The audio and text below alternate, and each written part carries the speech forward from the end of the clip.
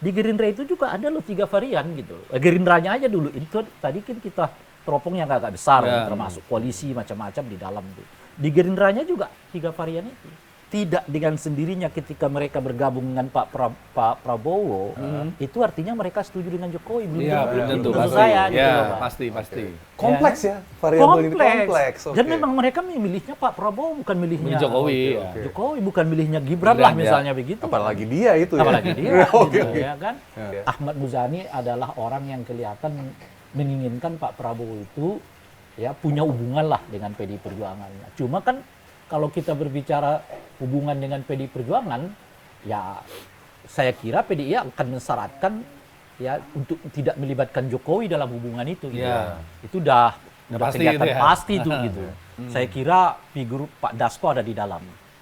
Oh malahan ya? Ya, Pak Dasko kelihatan menjembatani hubungan Pak Prabowo dengan Pak Jokowi. Ya. Ada kemungkinan paksinya Pak Hashim dengan paksinya Muzani bisa gabung loh gitu loh. Malah mayoritas itu di Iya, internal. bukannya uang waktu bisa menimbulkan gejolak politik. Gejolak gitu juga, nasional. terutama itu kan. Pemerintahnya doi lagi nih kan. Iya. Itu kan kestabilan tadi kan Bang ya. Menuju 100 hari. Iya.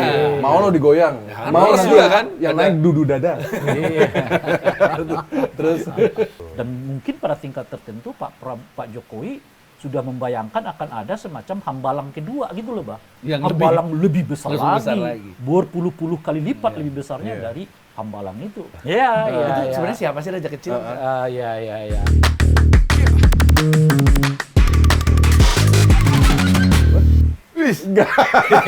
ganti lagi. Anak metal sekarang. Kemarin koko-koko. Oh, kemarin koko Asik. anak bisnis, sekarang Anak metal bisnis. benernya. Iya. Sekarang? Ini Beastie Boys ya? Oh iya dong. Randy Wannabe. MC. Wannabe. Bro, Iya. depan kita aktivis. Bos, ini kenceng banget sih ya. Kenceng. Tiap Makanya gua ngajak lo. Iya. Doi kenceng, lo kenceng. Di amplifikasi. Yuk, Asik, yuk. bahasanya gitu. Kita lihat Langsung ya. langsung ya. Bang Rey Rangkuti. Bang, ini kita udah berapa lama kita ya nggak? Iya, itu Waduh, dia. nggak siaran lagi. Akhirnya siaran lagi. Dari dalam keluar ya. Iya. Lebih enak di luar ternyata. Ternyata lebih ada di Ternyata sini. kan enakan, Iya, kan? alami Nah. banget. Kita bisa melihat dengan pandangan lebih luas. Betul. Ganti pemerintahan, ganti lokasi. Ganti nasib. Dan ganti nasib juga. Mudah-mudahan nasibnya lebih baik dong, Oh Bang. iya dong, harus. Bang. Tapi perjuangan tetap sama kan? Sama. Sama. Harus ya, Bang ya. Harus. Bang, nih sekarang gue pengen ngobrolin tentang bromance. Hmm. Ini bromance antara mantan presiden sama presiden terpilih nih. Ada yang menyebutnya bukan mantan presiden loh. Presiden 1, presiden 2 atau Presiden gimana? ketujuh. Presiden siang, presiden malam. Kok ada shift-shiftan ya, Iya, Bang? ada sip-sipan. Ya udah, analisanya gimana sih, Bang? Karena kan gini loh, Bang.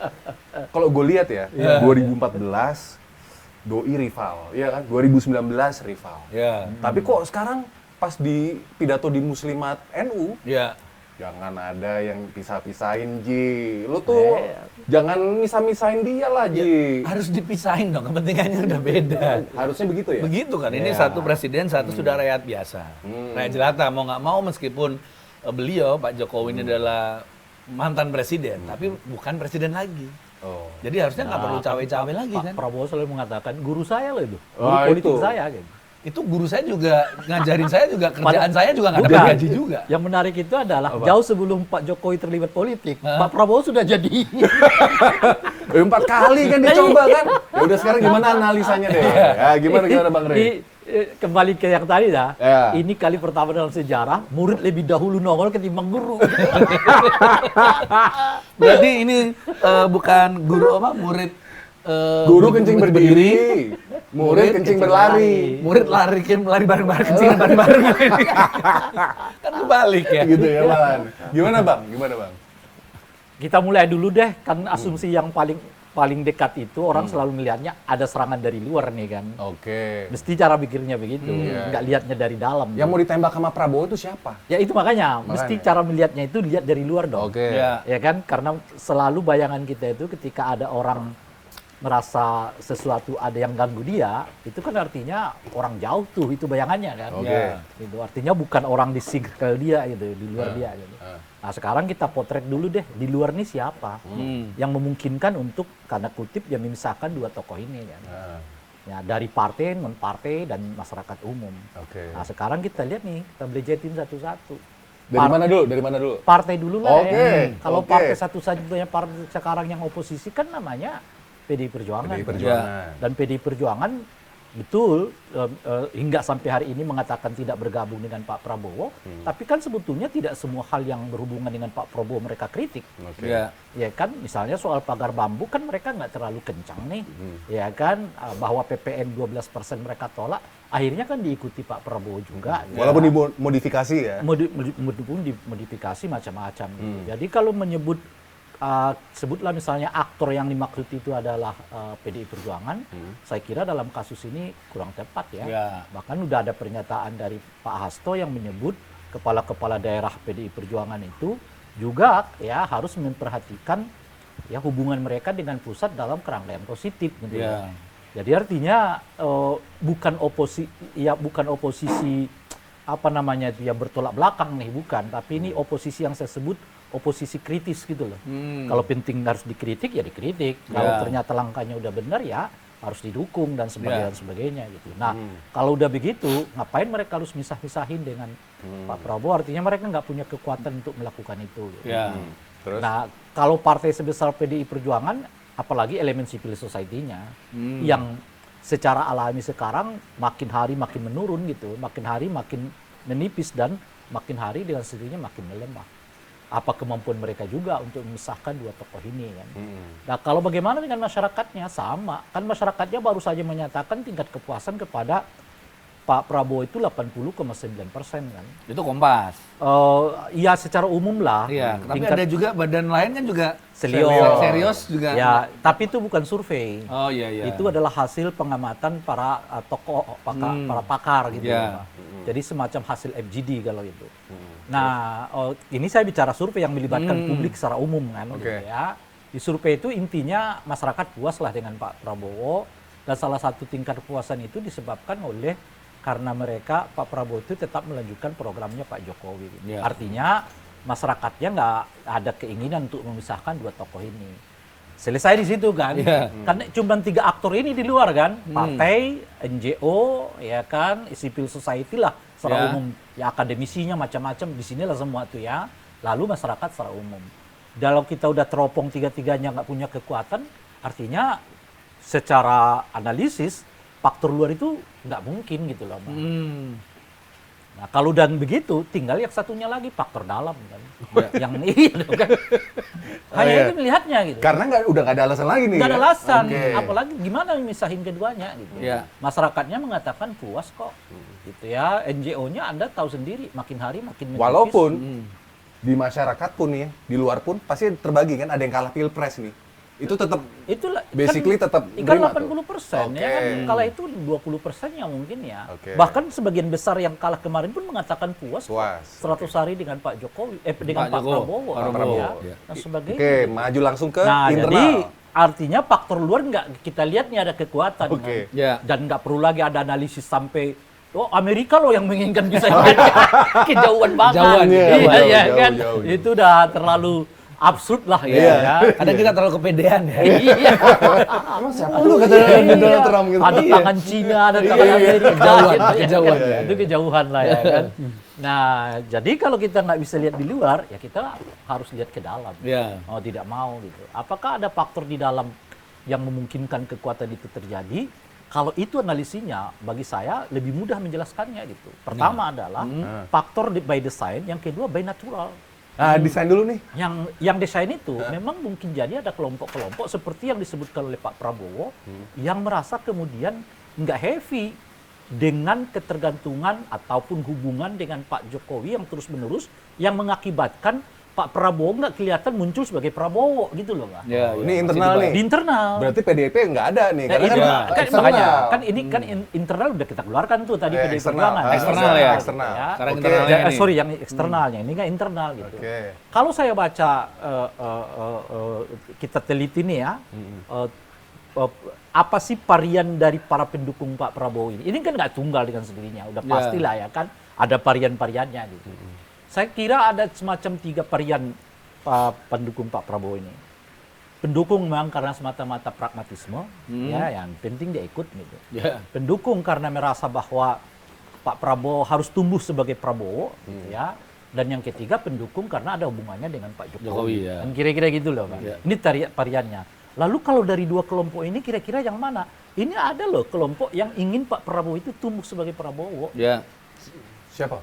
Ya, jangan dulu ke sana gitu Oke, kira-kira ya kan. Jadi ini ciri-ciri yang kita sebutkan itu dulu. Tapi Kan ada tuh variabel itu ada. Ada dong, Oke. ada tetap yang menginginkan bahwa Pak Prabowo. Ingat lo ya, kalau kita lihat nih teropong nih orang-orang Gerindra sendiri, Ya. mayoritas di antara mereka itu belum tentu klop dengan Pak Jokowi loh. Ya. Sudah mulai di-spill sebut nama nih. Orang-orang Gerindra. Oh iya, saya Ya. ini kan. Ini ibarat Ya, saya kartu mau- dipirit. Enggak, saya mau mengatakan, ya yang mau mengatakan tidak dengan sendirinya ketika mereka bergabung dengan Pak Prabowo, itu artinya mereka setuju dengan Jokowi. Belum Iya, belum tentu. Menurut Pasti. saya, gitu Ya, loh, Pak. pasti. Kompleks ya, variabel ini kompleks. Oke. Dan memang mereka memilihnya Pak Prabowo, bukan milihnya Milih Jokowi. Oke. Jokowi, bukan milihnya Gibran Gibran, lah ya. misalnya begitu. Apalagi dia itu ya. Apalagi dia, Oke, gitu, oke. ya kan. Ya. Dan kemenangan Pak Prabowo itu kalau kita lihat survei memang Pak Prabowo, Ya. gitu loh Pak. Dan cuma tambahan suaranya datang dari Gibran. Ya, Pak oke. Prabowo sendiri udah save suara 40%. Hmm. Jadi ya 20%-nya dibantu oleh Gibran, kan kira-kira gitu. Pak Jokowi. Gibran maksud saya karena apa Gibran figurnya bin kan. Jokowinya gitu. Iya Oke, kan. oke. Lalu dari 40% ini ketika disurvei nggak semuanya juga senang dengan pemerintahannya Pak Jokowi, itu maksud saya. Ya. Jadi mereka tetap ingin Pak Prabowo tumbuh sebagai Prabowo, Prabowo yang ya. dikenal sebagai macan selama ini, kan kira-kira gitu ya. Dan boleh jadi dalam 100 hari ini ketika mereka evaluasi ternyata banyak hal-hal yang semestinya mudah bisa dilakukan dengan cepat oleh Pak Prabowo, tapi boleh jadi terhantu dengan hubungan-hubungan, ikatan-ikatan yang masih berhubungan dengan masa lalu. Ya. Dalam ini adalah Pak Jokowi gitu loh kira-kira. Nah ini yang saya sebut tadi itu, kalau kita lihat secara internal, ada loh varian yang seperti ini dalam internalnya itu. Nah oleh karena itu, ada juga, kalau kita teropong lagi nih di Gerindra itu juga ada loh 3 varian gitu. Gerindranya aja dulu, itu tadi kan kita teropong yang agak besar, Ya. termasuk koalisi macam-macam di dalam tuh. Di Gerindranya juga 3 varian itu. Varian yang tetap menginginkan Pak Prabowo sebagai Prabowo gitu. Varian yang merasa harus tetap ikatan dengan Pak Jokowi gitu ya. Dan varian yang ya independen aja gitu loh, berjalan pokoknya jaga Pak Prabowo, kalau Pak Prabowo merasa harus jaga Pak Jokowinya juga harus Ya. dijaga dan sebagainya gitu. Saya lihat kalau kita misalnya ya varian yang menginginkan Pak Prabowo tumbuh sebagai Pak Prabowo itu adalah varian yang mengkomunikasikan Gerindra dengan PDI Perjuangan gitu loh. Ya. Faksinya siapa nih faksinya? Hah? Ini boleh sebut nama nih. kalau gini. Saya merasa Selama orang ini? seperti Ahmad Muzani ada di sini. Oh, sini Ya ya, kan? ya, memang. Ahmad Jembatannya Muzani. tadi itu ya. Ahmad Muzani adalah orang yang kelihatan menginginkan Pak Prabowo itu ya punya hubungan lah dengan PDI Perjuangan. Cuma kan kalau kita berbicara hubungan dengan PDI Perjuangan, ya saya kira PDI akan mensyaratkan ya untuk tidak melibatkan Jokowi dalam hubungan itu. Gitu. Ya. Itu udah pasti kelihatan gitu ya. pasti tuh gitu. Nah jadi itu ada tuh. Nah ada juga kelihatan figur yang ingin tetap dengan masa lalu. Saya kira figur Pak Dasko ada di dalam. Oh malahan ya? Ya, Pak Dasko kelihatan menjembatani hubungan Pak Prabowo dengan Pak Jokowi. Ya. Gitu kira-kira. Dan ada figur yang nggak netral-netral amat gitu. Tapi kalau sebetulnya dalam konteks ini dia netral gitu. Tapi sebetulnya juga nggak netral-netral amat gitu. Siapa itu kayak misalnya? Saya kira Pak Hashim ada di sini. Tengah-tengah ya Di dia ya? tengah-tengah. Iya. Tapi nggak netral-netral amat. Jadi berarti begini, kalau dibuat pilihan tetap dengan masa lalu atau ingin Pak Prabowo dengan sendiri akan milih yang ini gitu loh Pak. Ya. Dari 3 kelompok ini yang paling pragmatis itu siapa? Enggak, kalau ini saya nggak menyebut pragmatis di sini. Yang saya sebut pragmatis itu tadi yang di luar landscape yang luas. Oke. Karena ada faktor PKB di dalam kan. Oke. Nah, PKB adalah partai yang mengatakan berbeda dengan Prabowo tapi ikut gitu loh, Pak. Iya.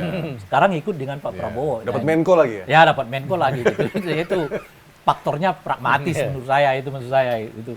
Jadi kalau pragmatis itu dalam landscape yang lebih luas dari skala Gerindra. Oke. Nah di Gerindra ini saya nggak menyebut itu paksi paksi pragmatis gitu ya, tapi dia paksi yang coba berdiri di tengah. Tapi kalau dibuat pilihan, Anda ikut dengan masa lalu atau ikut dengan kita ke depan tanpa masa lalu, dia akan milih ke depan tanpa masa lalu ini gitu. Ya, ya. Alias ada kemungkinan paksinya Pak Hashim dengan paksinya Muzani bisa gabung loh gitu loh. Malah mayoritas itu di Ya, internalnya dibandingkan sendiri ya. misalnya Daripada paksinya Dasko. Hashim dengan Dasko. Dasko gitu. Dasko. kira-kira. Nah ini landscape-nya di situ gitu loh Bang. Iya, Nah iya. kalau udah kita lihat dalam konteks begini, ya boleh jadi sebetulnya permainan itu ada di sini gitu. Ini yang by design itu tadi ya, Ya. ada permainan di sini gitu. Natural ada juga ini. Nah, tetapi Organik saya yang kelihatan di dalam yang terjadi saat ini menurut saya itu lebih karena faktor natural. Malahan ini. ya. Malahan. Kayak gimana tuh yang dimaksud? Nah, nggak bisa tidak memang Pak Prabowo harus menempuh jalan ini.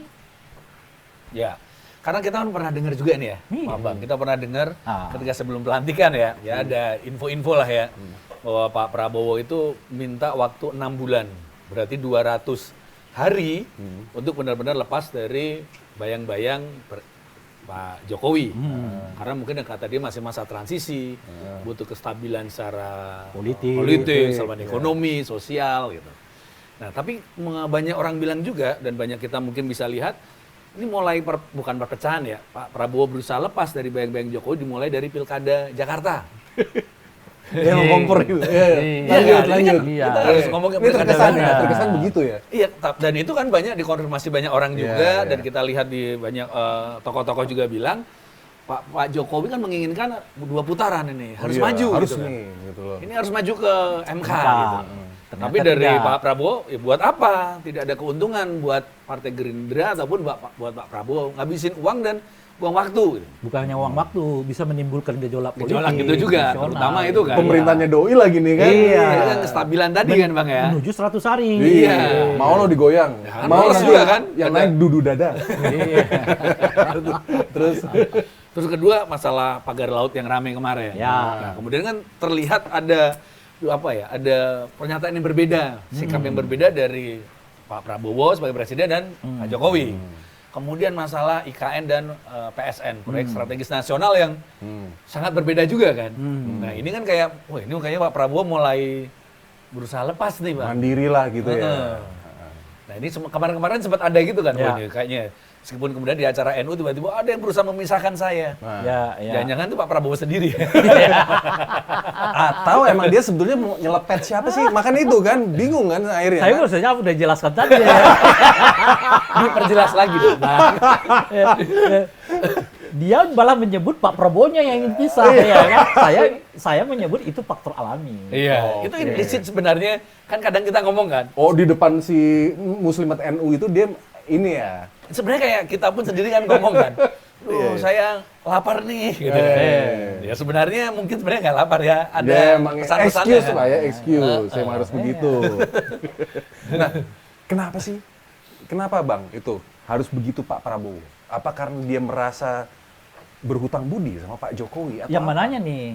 Ya itu, mau itu excuse seperti inilah, kayak Enggak. dia kan mandat itu kan udah kalau dikasih nih excuse sama kan Pak dia, Jokowi. Ya, bukan. Kalau excuse kan dia yang Nah, jadi ini, memang ah. Pak Prabowo pingin pisah gitu kan. Kalau saya nggak menyebut Pak Prabowo pingin pisah.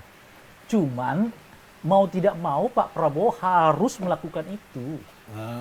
Itu yang saya sebut sebagai apa namanya itu apa istilahnya itu tadi faktor natural itu. Nggak bisa tidak. Ya, karena- Jalannya harus itu. Ya harus seperti itu kan, Iya. pemimpin kan harus Jadi permisahan itu dari pemimpin bukan sebelumnya dipilih juga. dengan sengaja oleh Pak Prabowo loh. Ya kalau memang mau benar-benar pisah nih Pak Prabowo, harus melakukan apa sih yang simpel aja deh? Ini orang awam ya, rakyat. Enggak, kalau itu kan artinya yang kita, ada berarti kan kita buat aku hanya lihat dua. Oke, apa? Kan eksternal internal kan. Iya. Ya kan? Tadi eksternal Kedua, udah tuh dibelejetin. Yang di eksternal udah nggak aja, internal kan. Nah, internal ini ada by design, ada yang by natural kan. Nah, kalau dia nambahin yang ketiga, keinginan Pak Prabowo sendiri Sebetulnya gitu. Iya. itu. Oke. Dan kalau itu bukan lagi natural kan. Saya mau mengatakan natural gitu. Nggak bisa tidak kalau mau Pak Prabowo mau memperbaikinya, dia harus ngambil jalan itu yang mau tidak mau membuat hubungannya mungkin dengan Pak Jokowi itu sedikit renggang gitu. Itu yang dia jaga itu sebetulnya ya. Iya tentu saja. Nah contoh-contohnya udah disebutkan tadi. Soal IKN. Ya. Karena titik tekan beliau mau ke MBG. Betul. Jangankan IKN. Pemotongan anggaran 50% yang membuat sedemikian banyak loh Ya. bakal jadi korban ini gitu ditempuh oleh Pak Prabowo, apalagi IKN gitu. Kan nggak masuk akal kita. Beliau motong anggaran 50% yang korbannya mungkin banyak gitu sementara IKN-nya tetap dia jalankan, nggak masuk Ya, akal kita. Betul, betul. Itu yang saya sebut proses natural. Anda harus milih mau MBG mau IKN, nggak bisa dua-duanya gitu loh. Karena apa? Uang kita nggak ada. Iya. Ya kan? Dari apa? Sementara yang sekarang aja dengan komposisi pemenuhan 20% di MBG-nya, udah keteteran nyari duitnya apalagi sampai 100%. Jadi mau tidak mau ini dipotong dulu. Nah itu yang saya sebut proses alami. Nah soal pagar laut. Pagar laut kan nggak muncul bukan karena keinginan Pak Prabowo, itu muncul gitu loh kira-kira. Ya, nggak Tapi tahu ya. masyarakat advokasi. tahu, ya. Iya kan? Udah lama itu diadvokasi, di eranya Pak Jokowi seperti diabaikan. Ya. Begitu masuk ke eranya Pak Prabowo, persoalannya makin besar ternyata. Mau tidak mau harus diselesaikan oleh Pak Prabowo. Tapi kenapa apa-apa kok diselesaikan sama Pak Prabowo? 3 kilogram melon, akhirnya Pak Prabowo. Nah, iya itu dia. Harus mau tidak mau harus. Nah itu menteri-menterinya kemana? Nah, nanti yang itu kita cerita lain lagi tuh ya. Jadi yang kita sebut dulu yang internal yang bromance tadi faktor ini ya. natural ini Oke. gitu ya.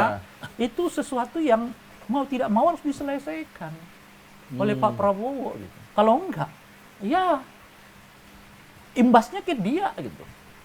Dan sebagainya gitu. Kan kalau misalnya dia bangun IKN tetap alokasikan uang ke IKN, ke MBG nggak naik, lalu dipangkas, ya orang akan marah dong. Emang lebih penting IKN dibanding dapur kami? Kan kata orang kira-kira begitu.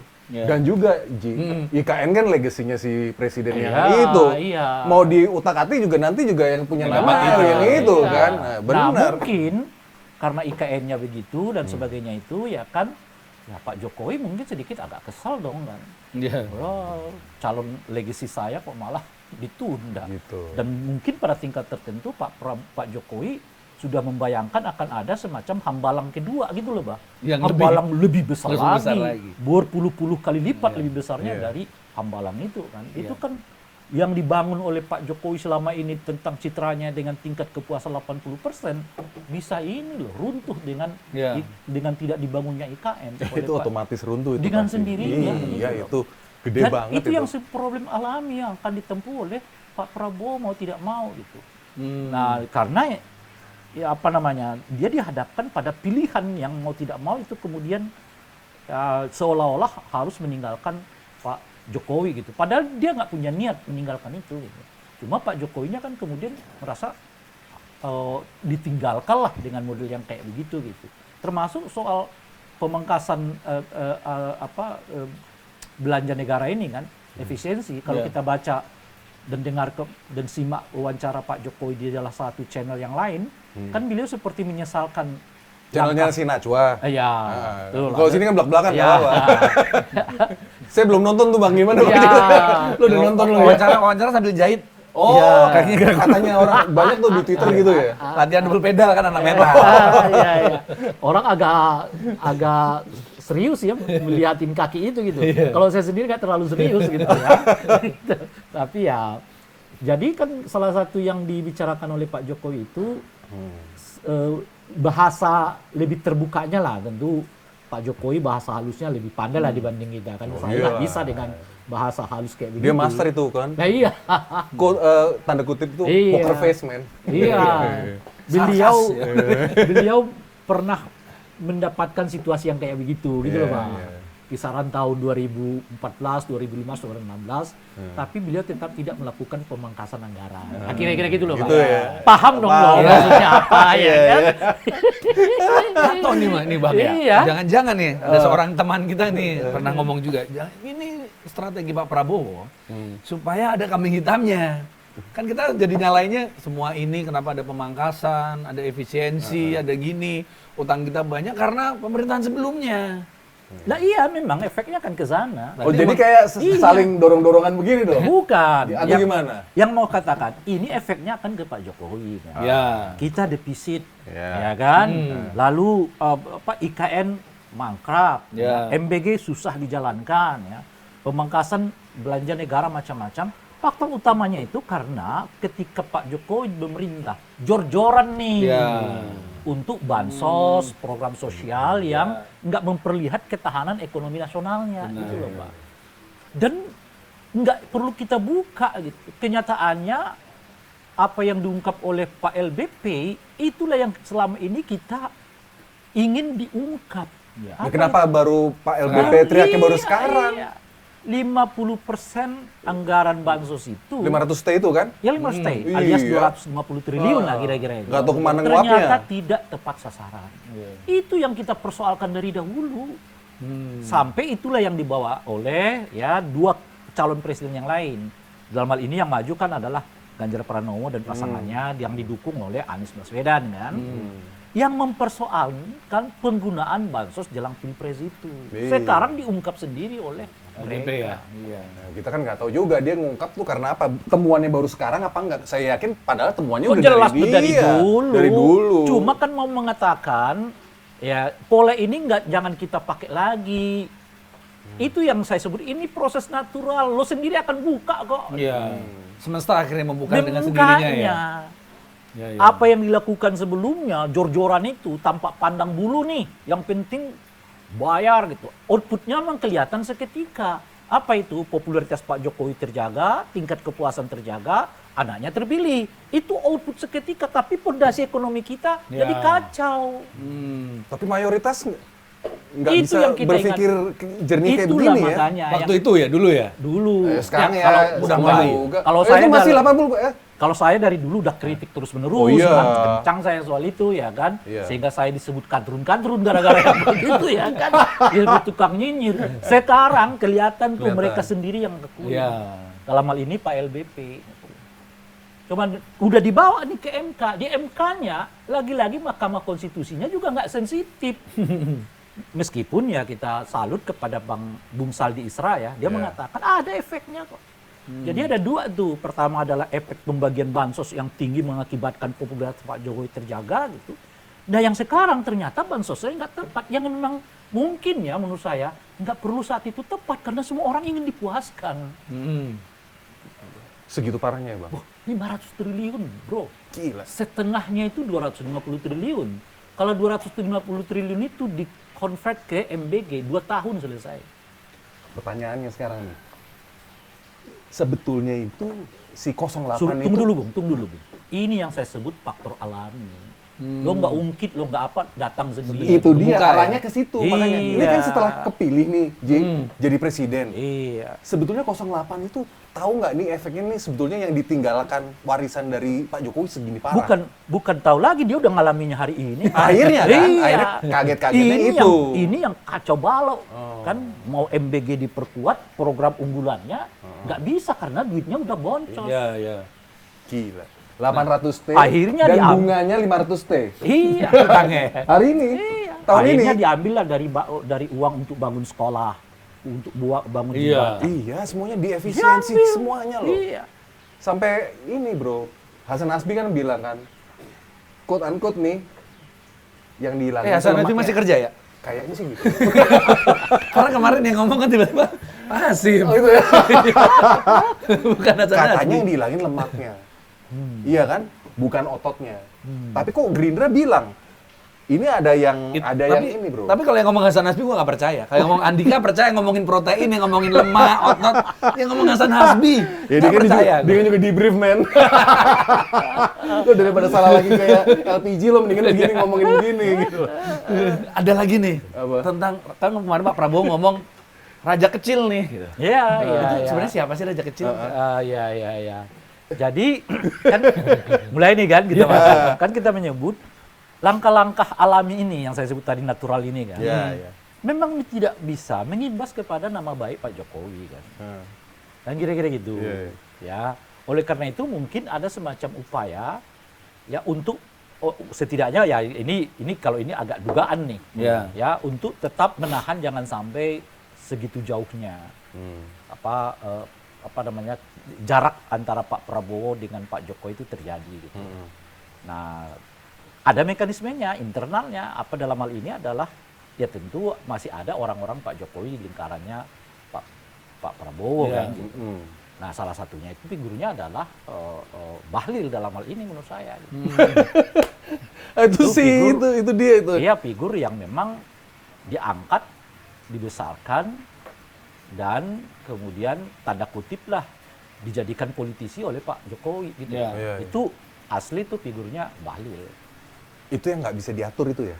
Kenapa? Yang terkesan nggak bisa diatur kan itu. Karena kan banyak netizen bilang bosnya si Bahlil itu adalah yang di Solo. Iya.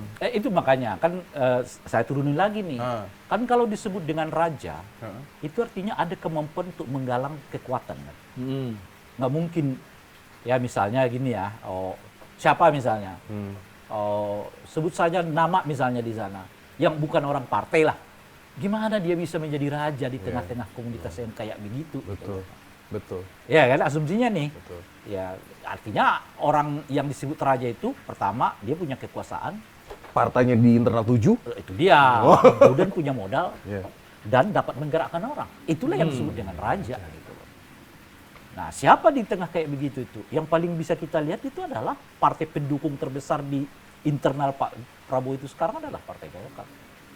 Dan memang beberapa tindak tanduk dari ketua umumnya kelihatan nggak sejalan nih dengan keinginan Pak Prabowo. Oh ya. Salah satu yang kita sebut tadi misalnya penyaluran penjualan gas LPG, itu. yang membuat ribu. Coba Anda bayangkan ya. Iya. Survei hari ini mengatakan 80,9% tingkat kepuasan kepada Pak Prabowo. 4 hari setelah itu ricuh soal gas LPG. Iya. Ibaratnya apa? Ibaratnya tingkat kepuasan itu diacak-acak oleh Itu orang ya. kebijakan Bahlil gitu loh kira-kira tuh. Iya. Coba Anda survei setelah itu. Mungkin Oh, drop iya. tuh Pak Prabowo itu loh. Pak. Tapi tetap aja Bang, Pak Apanya? Prabowo nggak akan bisa berani. Tunggu dulu jangan ke sana. Iya, oke, Ya oke. kan? Terus. Ya kan? Nah, artinya apa gitu? Ini sedang ibaratnya tasyakuran 80,sekian%, tiba-tiba ada orang yang buat kericuhan di depan gitu Pak. Tanpa koordinasi kata Pak Prabowo ya, melalui Dasko kan.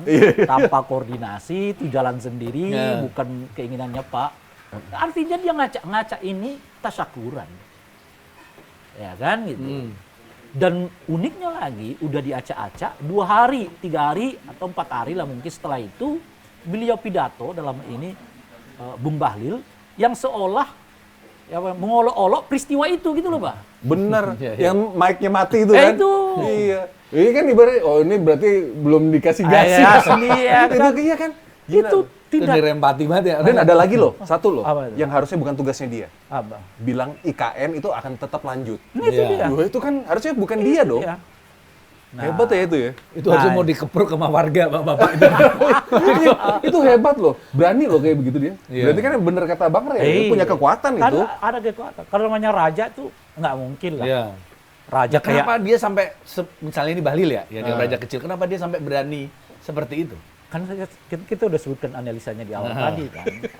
Dipertegas lagi. Iya, Ya kan dia hostnya. iya. Kan Ibaratnya kasih lambung, Kan itu lepas udah space dong Bang. yang salah satu orang yang benar-benar bawaannya Pak Jokowi lah kita sebut. Ya. Itu namanya Bahlil. Dari pengusaha ke politisi itu terjadi di zamannya Pak Jokowi dan difasilitasi oleh Pak Jokowi sampai kepada ketua umum partai Golkar. Oh makanya dia ibaratnya kayak Jenderal Kancil bro. Ingat loh ya, 3 periode datang dari Bahlil. Dan Ya, dia yang pasang pertama. badan loh ya. Pasang badan. loh.